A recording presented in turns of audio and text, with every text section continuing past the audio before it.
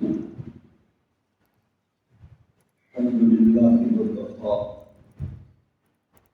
والصلاة والسلام على من لا نبي بعده وعلى آله وأصحابه أجمعين. أما بعد، أعوذ بالله من الشيطان الرجيم. بسم الله الرحمن الرحيم. يريد الله بكم اليسر ولا يريد بكم العسر. صدق الله العظيم وصدق رسوله النبي الكريم. اللهم صل على سيدنا ومولانا محمد وعلى آل سيدنا ومولانا محمد وبارك وسلم ثم صل عليه.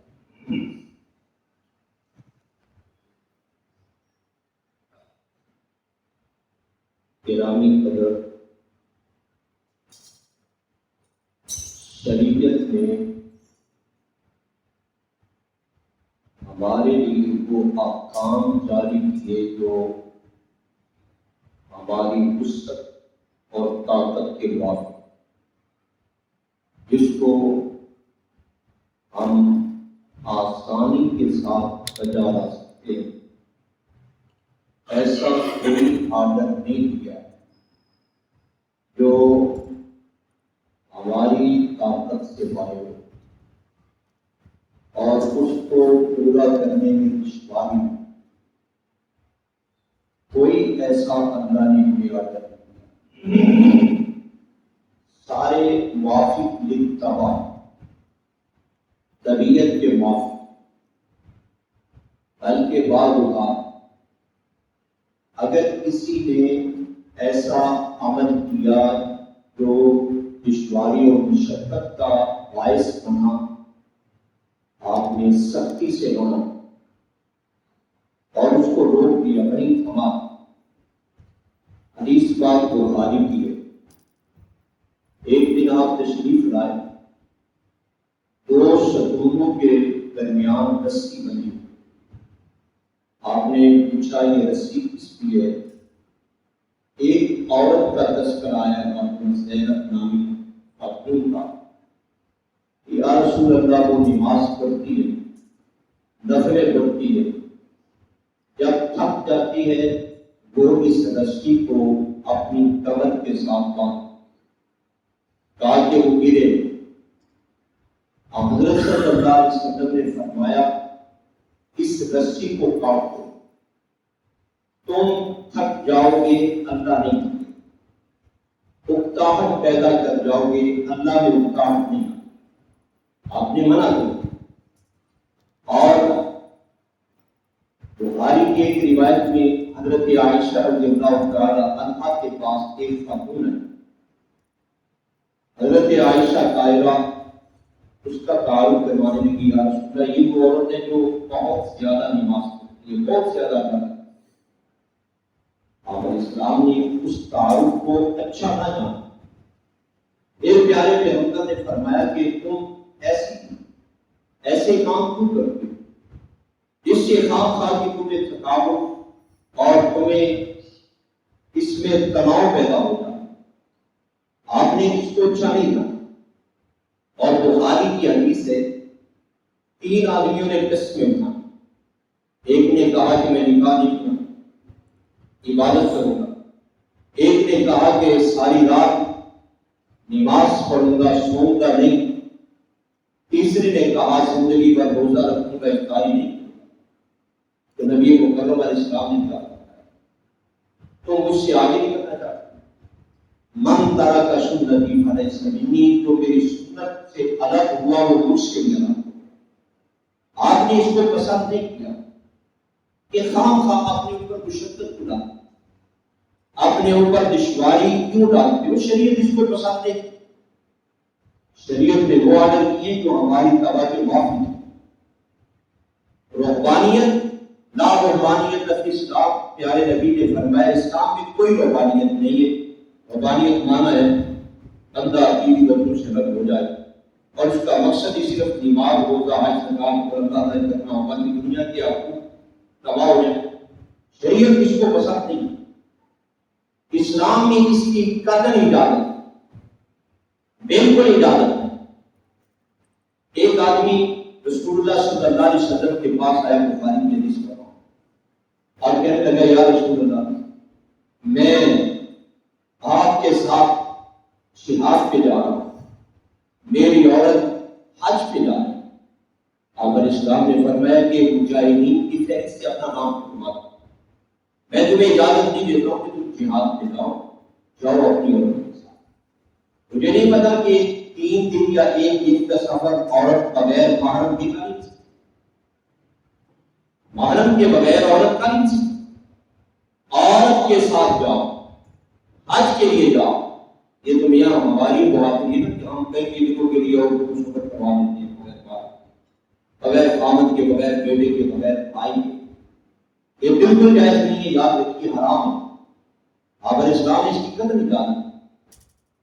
تو شریعت نے وہ احکام جاری کیے جو ہماری طبیعتوں کے موافق ہیں، ہماری طبیعتوں کے خلاف نہیں اور آسان ہے۔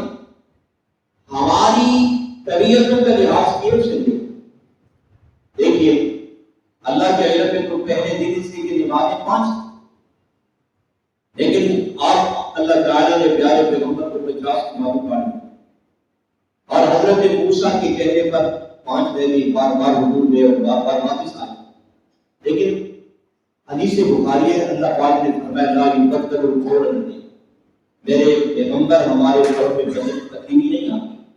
نمازیں 5 ہی ہیں، 5 ہی پڑھنا، لیکن ہم تمہیں ثواب 50 کہ 50 کا جو لفظ ہے وہ ہمارے بھلے کے لیے اللہ تعالیٰ نے، یعنی کوئی ایسا آرڈر نہیں جس میں ہمیں مشقت ہو، ہمیں تکلیف ہو، ہمارے اوپر دشواری ہو۔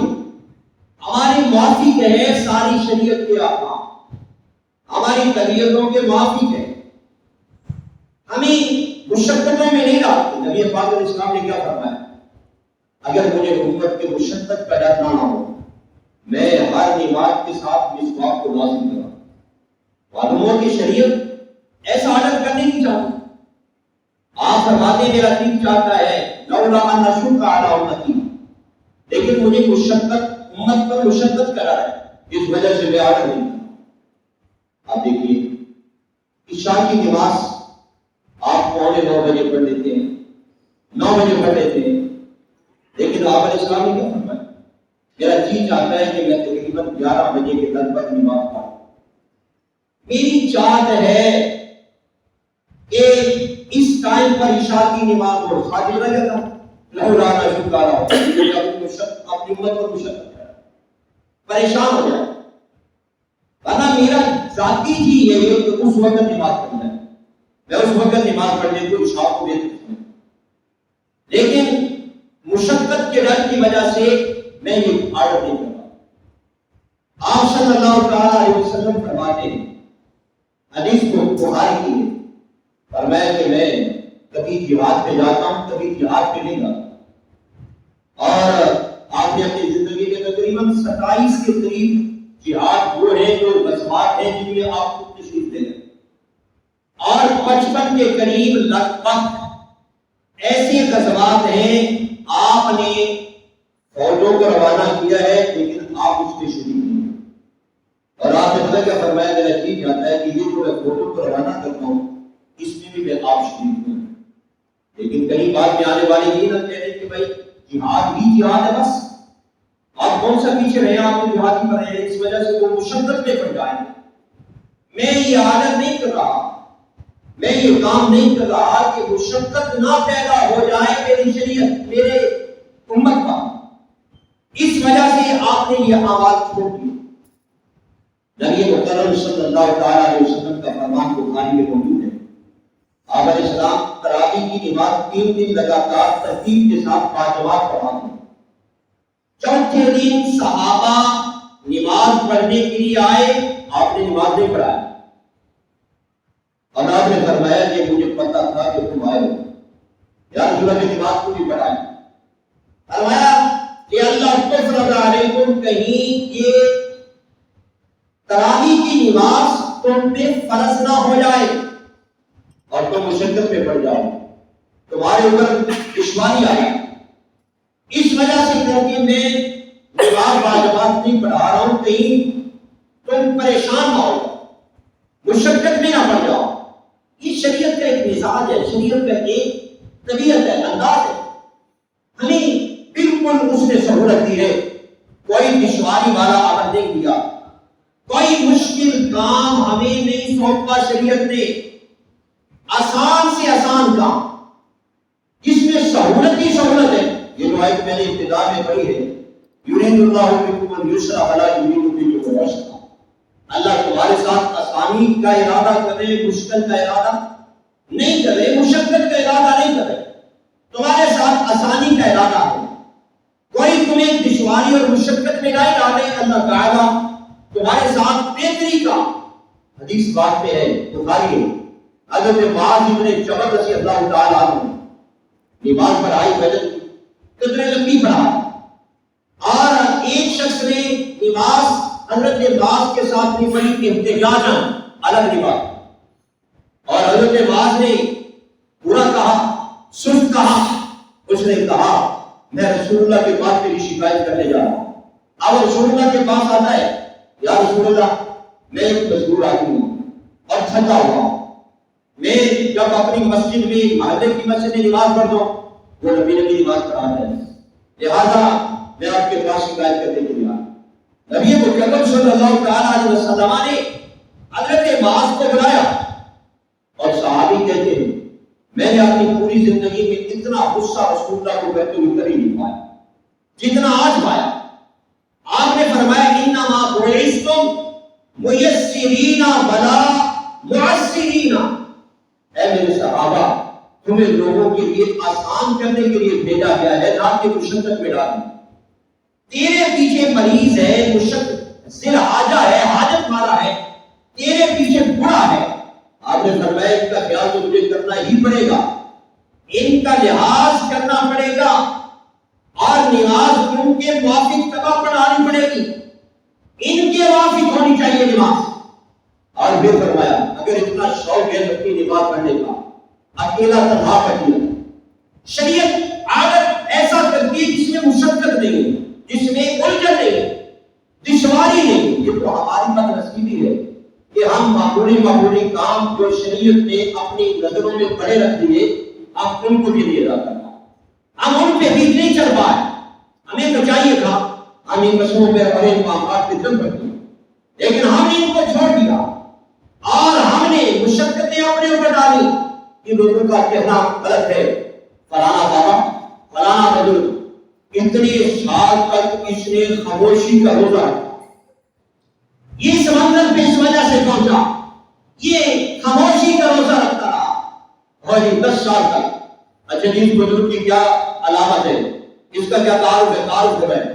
ایک کچی تنگ کے ساتھ 10 سال تک الٹا کنویں میں لگتا رہا۔ یہ تعریف ہو رہی ہے، اور یہ کرام یہ تعریف ہے اللہ کے ولیوں کی۔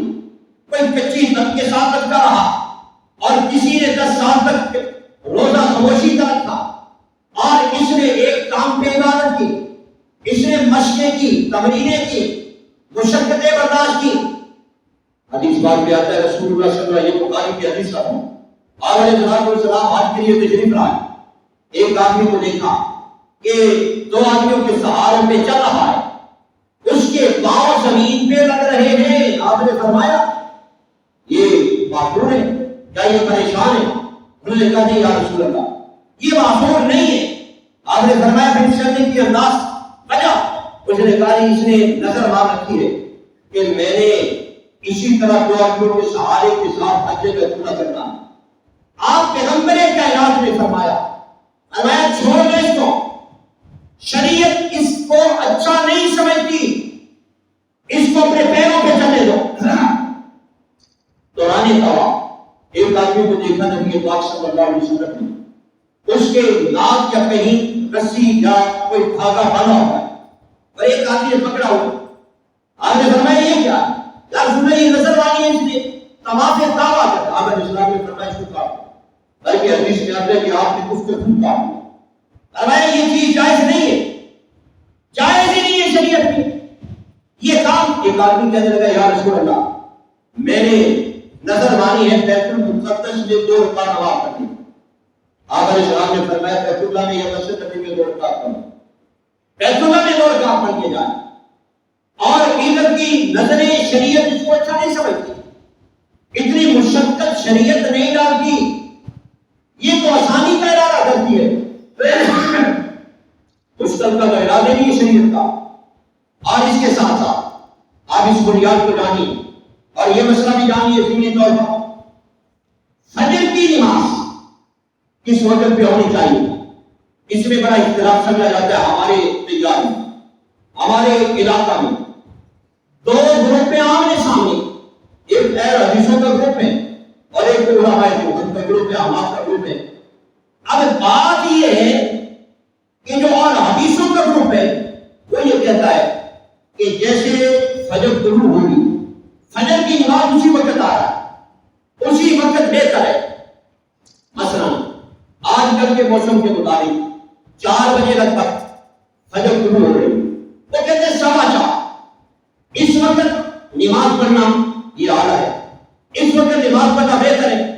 اور ہمارا یہ موقف ہے نہیں بھائی، اس وقت 15-20 منٹ کے فاصلے پر یہ رمضان میں نماز پڑھنا بہتر ہے، غیر رمضان میں نماز لیٹ پڑھنا بہتر ہے، تھوڑا لیٹ کر کے پڑھنا اعلیٰ ہے۔ ہمارا یہ موقف ہے، ہمارا یہ موقف ہے۔ اب وہ دلیل کیا پیش کرتے ہیں، توجہ سے بات کیجیے، بخاری کی روایت کہ پیارے پیغمبر صلی اللہ تعالی علیہ وسلم نماز فجر پڑھاتے اور فجر پڑھانے کے بعد عورتیں بھی پیغمبر کے پاس ساتھ نماز پڑھتی تھی، اور جب وہ نماز پڑھ کے واپس آتی لا یعرفنا قالا صرف اندھیرے کی وجہ سے وہ پہچان ہی نہیں آتی، اندھیرا ہوتا تھا، یعنی آپ علیہ السلام فجر کی نماز اتنی جلدی پڑھا دیتے تھے، اندھیرے میں نماز پڑھا دیتے، لہذا وہ پہچان ہی نہیں جاتی۔ یہ بخاری کا ایک مقام ہے، یہ بخاری کی حدیث ہے، آپ بات کو توجہ سے سمجھیے۔ ہم نے یہ موقف جانا کہ یہ پیغمبر کائنات صلی اللہ تعالی علیہ وسلم کا عمل جو حدیث بخاری میں موجود ہے، یہ بات ہے، صحیح ہے، یہی تھا انداز، یہی تھا عمل پیغمبر کی نماز پڑھانے کا۔ لیکن مسجد نبوی کے علاوہ میں مدینہ طیبہ میں 9 مسجدیں اور بھی تھیں، مسجد نبوی مرکزی مقام تھا اور 9 مسجدیں الگ الگ محلوں میں، بازاروں میں الگ الگ مقام پر واقع تھی، اور ان کے امام بھی الگ الگ تھے، ان کے امام بھی الگ الگ تھے۔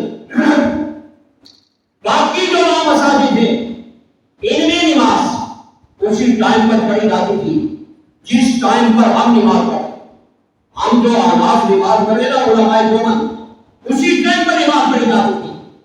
مسجد نبوی میں نماز پہلے پڑھی جاتی تھی اور باقی مساجد میں نماز لیٹ پڑھی جاتی تھی۔ دلیل اس بات کی، اس بات کو سمجھنے کی کوشش کریں۔ دلیل اس بات کی یہ ہے کہ ایک صحابی پیغمبر کائنات کے ساتھ فجر کی نماز پڑھتا ہے، اب فجر کی نماز پڑھ کے وہ جاتا ہے اور پہلے بیت المقدس کی طرف منہ کر کے نماز پڑھ جاتی ہے، اور 17 ماہ کے بعد اللہ نے اعلان کر دیا آئندہ کے بعد بیت اللہ کی طرف منہ کر کے نماز پڑھی جائے۔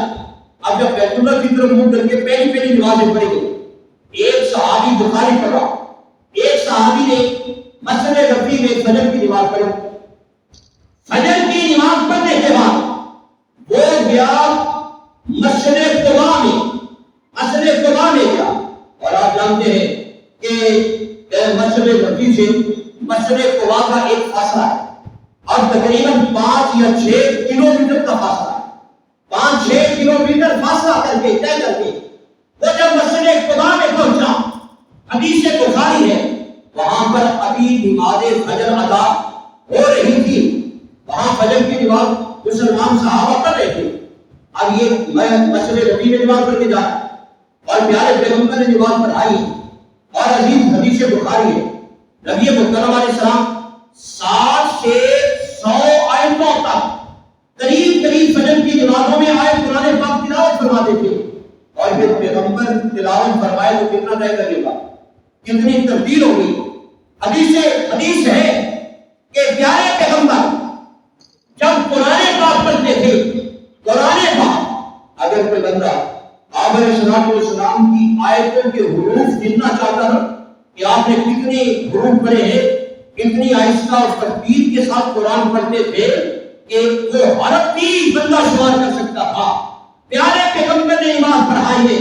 چلو آج کل کے موسم کے مطابق 4:15 بجے آپ نے اسلام نے نماز پڑھائی، آپ نے 4:15 بجے نماز شروع کر دی، اور آپ نے جب ترتیب کے ساتھ 7 سے 100 آیتیں پڑھی، کتنا ٹائم لگا ہوگا؟ پیارے پیغمبر کا کتنا وقت لگا ہوگا؟ 20-25 منٹ تو لگے کہ نہ لگے؟ 20-25 منٹ لگے نماز پڑھاتے ہوئے۔ اس کے بعد پھر وہ صحابی وہاں سے کوچ کرتا ہے، مسجد قباء میں پہنچتا ہے، اور مسجد قباء میں پہنچتے 5 کلومیٹر کا فاصلہ طے کیا۔ اب وہاں پہ آیا، اور وہاں آنے کے بعد چلو آپ کہیں گے کہ گھوڑے پہ آئے، کیونکہ حدیث میں تو یہ ذکر نہیں ہے کہ گھوڑے پہ آئے یا پیدل آئے، چلو گھوڑے پہ آئے، اور 15-20 منٹ تو وہاں تک لگے پہنچتے۔ جب وہاں آیا تو بتائیے مسجد قباء میں آج کل کے موسم کے مطابق 4:50-55 منٹ کے مطابق نماز ہو رہی تھی کہ نہیں؟ اب یہ حدیث بات صحیح حدیث ہے، اور بخاری کا مقام ہے کہ وہاں پر وہ پہنچا، ابھی مسجد قباء میں نماز فجر ہو رہی تھی، اور وہ بیت المقدس کی طرف منہ کر کے نماز پڑھ رہے تھے۔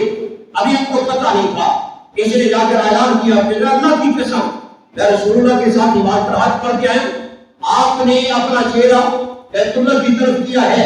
یہ حدیث بخاری کی ہے کہ پیغمبر کائنات کے زمانہ میں مسجد نبوی کے علاوہ باقی مساجد میں نماز فجر کی لیٹ ہوتی تھی، جلدی نہیں ہوتی۔ یہ بخاری کا ایک اور مقام آپ کے سامنے ذکر کر رہا ہوں۔ حضرت معاذ بن جبل جن کا تذکرہ پہلے کر چکا، یہ حضرت معاذ ایک پہلا زمانہ گزرا ملا تھی کہ ایک نماز کو 2 دفعہ پڑھنا جائز تھا، ایک نماز کو 2 دفعہ پڑھنا جائز تھا۔ مثلا زور ہے، آپ زور کو 2 دفعہ بھی پڑھ سکتے ہیں، ایک فرضوں کو 2 دفعہ پڑھنا جائز ہے۔ حضرت معاذ بن جبل پیارے پیغمبر کے ساتھ نماز پڑھتے ہیں، اور نماز پڑھنے کے بعد پھر اپنی مسجد میں جاتے ہیں، وہی نماز اپنے مقتدیوں کو جا کر پڑھاتے ہیں۔ پہلے نبی کے پیچھے پڑھتے ہیں، اور پھر بعد میں جا کر کہاں پڑھاتے؟ اپنے مقتدیوں کو پڑھاتے۔ بخاری پڑھا۔ اب یہ دیکھیے، یہ پہلے یہاں پڑھی، بعد میں وہاں جا کر پڑھائی۔ اب آپ بتائیے کہ نبی پاک کے پیچھے نماز پڑھی انہوں نے، آپ نے نماز رکھی، آپ کے رکوع بھی اعلیٰ، آپ کا سجدہ بھی اعلیٰ، قیام بھی اعلیٰ، بڑا خوبصورت انداز، اور یہاں سے یہ گئے اور 1-2-4 باتیں دور جا کر اپنی مسجد میں نماز پڑھائی، تو کتنا ٹائم لگ گیا؟ میں یہ بخاری کی حدیث آپ کے سامنے ذکر کر رہا ہوں۔ اس وجہ سے میرا بھائی، یہ بخاری کی حدیثوں سے یہ بات واضح ہے، مسجد نبوی کے علاوہ باقی مساجد میں نماز جلدی نہیں پڑھی جاتی تھی، لیٹ پڑھی جاتی تھی۔ یہ روایت بھی بخاری کی ہے جو میں آپ کے سامنے تلاوت کر رہا ہوں، پڑھ رہا ہوں۔ اب بھائی آپ مسجد نبوی میں کیوں نماز پڑھی؟ موضوع کو اپنے ذہن میں رکھیے۔ شریعت نے لوگوں کے حق میں احکام جاری کیے، لوگوں کے خلاف وہ حکم جاری کیا جس میں لوگوں کی طبیعت کی موافقت ہے۔ اب مسجد نبوی کا کیا اصول ہے؟ مسجد نبوی کا کل بھی وہی اصول تھا، آج بھی یہی اصول ہے۔ جو لوگ مدینہ طیبہ میں پہنچے یا بیت اللہ میں پہنچے، وہ جانتے ہیں ان دونوں حرمین شریفین میں، مسجد نبوی اور بیت اللہ شریف میں آج بھی نماز پہلے ٹائم پر پڑھی جاتی ہے۔ وجہ یہ ہے کہ وہاں پر لوگ وقت سے پہلے اکٹھے ہو جاتے ہیں، اور پیغمبر کے زمانہ میں بھی لوگ وقت سے پہلے اکٹھے ہو جاتے تھے، اور پیارے پیغمبر کے زمانہ میں لوگ سحری کے وقت آ جاتے ہیں۔ سحری کے وقت جیسے آج کل بھی لوگ سحری کے وقت وہاں پہنچ جاتے ہیں۔ اب لامحالہ ایک آدمی سحری کے وقت آیا ہے، اب 4:15 بجے نماز نہیں پڑھاؤ گے اور اس کو 5 بجے نماز پڑھاؤ گے، ایک لمبا وقت اس کو ٹھہرنا پڑے گا۔ اور اس وجہ سے پیارے پیغمبر کا اصول تھا، جب لوگ جمع ہو جائیں نماز پڑھا دی جائے، جب لوگ جمع ہو جائیں تو نماز پڑھا دی جائے۔ اور مسجد نبوی کے علاوہ باقی مساجد میں لوگ پہلے جمع نہیں ہوتے تھے، مسجد نبوی میں تو اس وجہ سے جمع ہوئے، وہاں پیارے پیغمبر کی ذات عالیہ موجود ہے، اور امام الانبیاء کے پیچھے نماز پڑھنا سعادت ہے، اور پہلے جانا سعادت ہے، اور پہلی صف میں کھڑا ہونا بھی سعادت ہے۔ پیغمبر کائنات کی زیارت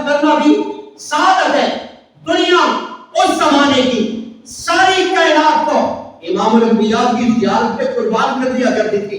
حدیث پاک پر نام ترمذی شریف سے پیارے پیغمبر علیہ السلام نے جمعے کے دن، جیسے آج جمعے کا دن ہے، فجر کی نماز کے بعد آپ نے ایک لشکر تیار کیا اور آپ علیہ السلام نے فرمایا تم فلانی مہم کے لیے چلے جاؤ۔ اب یہ لشکر چلا گیا، ان میں ایک نام عبداللہ ابن رواحہ کا بھی تھا رضی اللہ تعالیٰ عنہ، لیکن یہ پیچھے رہ گئے۔ حضرت عبداللہ ابن رواحہ پیچھے رہ گئے۔ یہ جمعے کی نماز ہونے لگی ہے اور آپ نے جمعہ کی نماز پڑھائی ہے اور آپ علیہ السلام نے سلام دی، اچانک نظر پڑ گئی حضرت عبداللہ کے چہرے پر۔ پیارے پیغمبر نے فرمایا کھڑے ہو جاؤ، یہ ترمذی کی حدیث پڑھا۔ فرمایا کہ عبداللہ میں نے آپ کو صبح سویرے میں نے بھیجا تھا، آپ یہاں مجھے نظر آ رہی، کیا آپ کی وہاں تشکیل نہیں ہوئی؟ کیا آپ کی فلانے جہاد میں تشکیل نہیں ہوئی؟ فلانے مجاہدین کے ساتھ آپ کو روانہ کیا گیا تھا، آپ جائیں۔ حضرت عبداللہ ابن رواحہ نے کیا کیا تھا، میں جانا ہی چاہتا ہوں، میں پیچھے نہیں ہٹاؤں، میرے پاس تیز رو گھوڑا ہے، بڑی رفتار والا ہے، بڑا تیز بھاگتا ہے۔ میں نے سوچا کہ جاتے ہوئے ایک نماز پیارے پیغمبر کے پیچھے پڑھتا چلا جاؤں، جمعہ کی نماز آپ کے پیچھے پڑھنا چاہتا تھا۔ اے حبیب کائنات، اس وجہ سے میں جمعے کے لیے ٹھہرا ہوں، ابھی جمعہ ہوگا میں وہاں چلا جاؤں گا، ان کو مل جاؤں گا، اثر سے پہلے میری ملاقات ہو جائے گی۔ یہ تھا صحابہ کا انداز، یہ تھی صحابہ کی عقیدت اور محبت۔ لیکن یہاں پر جملہ معتبر کے طور پر ایک بات کہنا چاہتا ہوں، آج اس میں بھی ہمارے ساتھ اختلاف کیا جا رہا ہے، خصوصاً رمضان کے دنوں میں، کہ عورت نے اعتکاف کہاں بیٹھنا ہے۔ اہل حدیثوں نے زور لگا دیا عورت اعتکاف بیٹھے گی سب مسجد میں آ کر بیٹھو، بندے نیچے بیٹھیں گی، عورت اوپر بیٹھے۔ میں پوچھنا چاہتا ہوں کیا نبی پاک کے زمانہ میں مسجد وہ مسجد ہوا کرتی تھی کہ عورت اوپر بیٹھے اور بندے یہاں بیٹھے؟ نبی پاک کے زمانہ میں مسجدوں کی کیا روٹین تھی کہ وہ دو منزلیں نہیں ہے، وہ تو ایک ہی منزل ہے نا، ایک ہی گھر بنا ہوا ہے۔ تو پھر اگر عورت کو بھی پورے کہاں بٹھانا ہے، بندوں کو اندر بٹھا، عورت کو باہر بٹھانا مزہ تو تب ہے، کہاں بٹھا، اوپر کا چکر کہاں سے آیا ہے؟ اور نہیں تو میں تمہیں حدیث پاک سناتا ہوں، پیارے پیغمبر کا فرمان آپ کے سامنے ذکر کرتا ہوں۔ اللہ کے رسول کے پاس ایک خاتون آئی، نام ام حمید ثانیہ ہے رضی اللہ تعالیٰ، آخر کہتے ہیں یا رسول اللہ میں نماز پڑھنا چاہتی ہوں، میرا ارادہ ہے آپ کے پیچھے نماز پڑھنے کا، آپ کے ساتھ جماعت میں نماز پڑھنے کا ارادہ ہے۔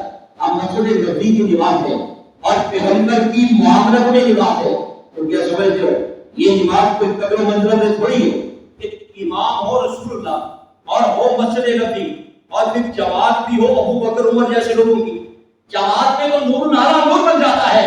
کہنے کہ یا رسول اللہ آپ کے پیچھے نماز پڑھنا چاہتی ہوں، میں آپ سے مشورہ کرنے آئی ہوں۔ آپ نے فرمایا بی بی ام حمید السادیہ آپ ایسے کریں، آپ اپنے گھر کے صحن میں نماز پڑھیں، مگر گھر کے دروازے سے داخل ہوتے ہوئے اور دروازے یعنی کمروں سے باہر اور دروازے کے اندر صحن جو بنا ہوا ہے آپ اس میں نماز پڑھیں۔ اور پیغمبر کائنات نے فرمایا اے ام حمید میری مسجد میں نماز پڑھنا، مسجد نبوی میں نماز پڑھنا، ایک حدیث کے مطابق 1000 نماز کا ثواب، ایک کے مطابق 10,000 کا، ایک کے مطابق 50,000 کا۔ یہ 1000 والی جو حدیث ہے یہ مضبوط ہے اور 10,000 یا یہ 50,000 والی حدیث یہ کمزور ہے۔ تین حدیثیں آپ کے سامنے ہیں، لیکن پیغمبر کائنات نے فرمایا میری مسجد میں نماز پڑھنا اتنا ثواب ہے، اگر تو اپنے گھر کے صحن میں نماز پڑھے گی تو میری مسجد میں نماز پڑھنے سے بھی زیادہ ثواب تجھے اپنے گھر کے صحن میں نماز پڑھنے کا ہوگا۔ پھر اگلی بات پیغمبر کائنات نے فرمائی اے ام حمید ثانیہ اگر تو کمرے میں نماز پڑھے گی، مسجد اپنے گھر کے صحن میں نماز پڑھنے سے بھی زیادہ ثواب ہے۔ اور فرمایا کہ اگر اس کوٹھری میں نماز پڑھے گی جو خاص عورتوں کے لیے بنائی جاتی ہے اور وہاں پر کوئی مرد نہیں جاتا، خاص خاص مواقع کے لیے، یعنی آپ نے اشارہ کر دیا تیری نماز کو تیرا بیٹا بھی نہ دیکھے، تیری نماز کو تیرا خامد بھی نہ دیکھے، تیری نماز کو تیرا باپ بھی نہ دیکھے، تیری نماز کو تیرا بھائی بھی نہ دیکھے، ایسی پردے میں نماز پڑھ۔ آقا دو عالم نے فرمایا کہ ام حمید کرنا یا رستا کوئی خطہ ایسا نہیں ہے کہ ثواب کے اعتبار سے تیرے لیے اس سے بہتر ہو مسجد بہتر ہے وہاں پر شریعت کو عورت کو چھپانا چاہتی ہے، تو عورت کو باہر کیوں لائی؟ ارے بھائی کوئی دنیا دار مرد لائے تو لائے، میں دیندار بندہ عورت کو کیوں باہر لاؤں؟ سوچنے کی بات ہے۔ شریعت کو عورت کو چھپانا چاہتی ہے۔ عورت اور مرد کی نماز میں نمایاں فرق بھی یہی ہے۔ آپ جب رکوع کریں گے توجہ سے بات سمجھیں، بعض عورتیں لاعلمی کی وجہ سے مردوں جیسی نماز پڑھتی ہے اور ان کے نماز پڑھنے کا انداز یہ ہوتا ہے کہ جس طرح ہم رکوع کرتے ہیں عورتیں بھی رکوع اسی طرح کرتی ہیں، جس طرح سجدہ ہم کرتے ہیں عورتیں بھی سجدے اسی طرح کرتی ہیں۔ اور ہمارے نزدیک مرد عورت کی نماز میں نمایاں فرق ہے، شریعت نے فرق رکھا ہے۔ بخاری سے لے کے ابن ماجہ تک ان میں فرق ہے۔ مثلا میں فرق کی ایک مثال آپ کے سامنے بخاری سے کر رہا ہوں کہ پیارے پیغمبر صلی اللہ علیہ وسلم نماز پڑھنے کے لیے پڑھانے کے لیے تشریف لائے۔ مروا ابا بکر فلیصلی بالناس، ابو بکر کو کہہ دو نماز پڑھائے۔ ابو بکر نماز پڑھا رہے، اور یہ آپ کی مرض وفات کا واقعہ نہیں، یہ پہلے زمانے کا واقعہ ہے کہ آپ نے فرمایا ابو بکر آؤ نہیں، آپ نبی پاک کے زمانہ میں ابو بکر نے نماز پڑھائی۔ نبی علیہ السلام کہیں مشہور ہو گئے، حضرت بلال نے کہا ابو بکر آپ نماز پڑھائیے، وقت نماز کا ہو گیا۔ ابو بکر نے فرمایا میں پڑھا دیتا ہوں۔ ابو بکر مصلی رسول پہ آ گئے، ادھر امام الانبیاء کی تشریف لے آئے، اللہ اکبر کہہ کے تلاوت شروع ہو گئی۔ حضرت ابو بکر صدیق نے جب نماز کا آغاز کیا، پیغمبر کائنات بھی آئے، حدیث پاک بخاری کی بنا۔ اب ابو بکر نماز کے اندر منہمک ہے، ادھر ادھر حضرت کی توجہ نہیں ہے۔ اچانک جب پیغمبر کائنات کی آمد ہے، صحابہ نے تالیاں بجائیں ابو بکر کو متنبہ کرنے کے لیے۔ حضرت صحابہ پیغمبر تالیاں بجا رہے ہیں، ابو بکر کو پتہ چل جائے کہ پیغمبر کائنات تشریف لائے، لیکن آپ آگے بڑھے، مختصر واقعہ، آپ آگے بڑھے، ابو بکر پیچھے ہٹے۔ آپ نے چاہا ابو بکر آپ کھڑے رہے، نماز کو مکمل کریں، لیکن پھر بھی ابو بکر پیچھے آ گئے، آپ پیچھے آ گئے، نبی پاک آگے چلے گئے۔ آپ نے نماز پڑھائی، نماز پڑھانے کے بعد پیارے پیغمبر نے فرمایا یہ تم نے تالیاں کیوں بجائی ہے؟ اگر مرد یعنی اگر کوئی امام نماز میں بھول جائے، مرد کو چاہیے تالیاں نہ بجائے، امام کو متنبہ کرنے کے لیے سبحان اللہ کہے، تشریف بولے گا انما التشریف للنساء۔ اگر عورتیں بھی نماز میں کھڑی ہیں اور عورت کو پتہ چل جائے میرا امام بھولا ہے، آپ نے فرمایا کہ اس کو بولنے کی اجازت نہیں، سبحان اللہ مت کہے، اپنی زبان سے جملے مت بولے۔ عورت کو چاہیے کہ وہ اپنے الٹے ہاتھ پر تالی بجائے۔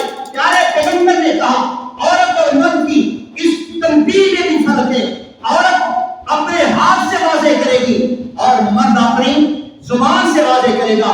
آج تو عالم نے دونوں میں فرق رکھا کہ نہیں رکھا؟ دونوں میں علیحدگی رکھی کہ نہیں رکھی؟ اور عورت کا یہ عالم ہے کہ عورت اپنے سر سے دوپٹہ اتارے، نماز پڑھے، نماز عبادت ہے۔ مرد اگر بغیر سر میں ٹوپی رکھے نماز پڑھے ہو تو جائے گی، جان بوجھ کر پڑھے گا، مکروہ ہوگی، کیونکہ میرے آقا نے ساری زندگی ننگے سر نماز نہیں پڑھی، ساری زندگی پیارے پیغمبر نے ننگے سر نماز نہیں پڑھی۔ اور جس حدیث کو بنیاد بنا کر ہمیں پیش کیا جاتا ہے، بخاری کی روایت ہے، توجہ سے بات سنیے کہ ایک صحابی ایک ہی کپڑے میں نماز پڑھ رہے ہیں، ایک ہی کپڑا ہے، اس کے پاس کرتا بھی نہیں ہے، تہبند بھی نہیں ہے، صرف ایک کرتا، ایک ہی کپڑا ہے، اور یہاں اس نے باندھ رکھا ہے اور وہ کرتا پاؤں تک زمین کی طرف کیا ہوا ہے، اس کا کوئی سطر ہے، کوئی جسم کو چھپانے کی چیز ہے، اور ایک اور بھی اس کے پاس کپڑا ہے، اس نے وہ کپڑا زمین پہ رکھ دیا۔ ایک صحابی ایک آدمی آ کر کہتا ہے کہ یا حضرت آپ نے یہ کپڑا زمین پہ رکھا ہے، لہذا آپ اس کو زمین پہ کیوں رکھتے ہو نماز کا وقت ہے؟ وہ کہتے ہیں تیرے جیسے بے وقوف کو بتانا چاہتا ہوں کہ ایک کپڑے میں بھی نماز ہو جاتی ہے۔ اس میں سر ننگے کا تذکرہ کہاں سے آ گیا؟ اس میں سر ننگے کی بات کہاں سے آ گئی؟ اگر اس حدیث کے ظاہر کی عمل کرنے پھر تجھے کرتا اتارنا پڑے گا، تجھے یہ قمیص بھی اتارنی پڑے گی۔ پھر اس صحابی کی طرح ایک ہی تم نے کپڑا باندھنا ہوگا، ایک ہی کپڑا۔ میرا بھائی ایک کپڑے کے ساتھ بھی نماز ہو جاتی ہے، اور امام الانبیاء سے کہا گیا یا رسول اللہ ایک کپڑے میں نماز ہو جاتی ہے۔ یہ بھی روایت بخاری کی آپ کے سامنے ذکر کر رہا ہوں، تو پیارے پیغمبر نے فرمایا آوا لکلکم ثوبان، کہ تم میں ہر کسی کے پاس دو کپڑے ہیں، یعنی اس زمانے کی بات ہے جب لوگوں میں غربت تھی، کپڑے کم تھے، اور فرمایا ایک کپڑے کے ساتھ بھی نماز ہو جاتی ہے۔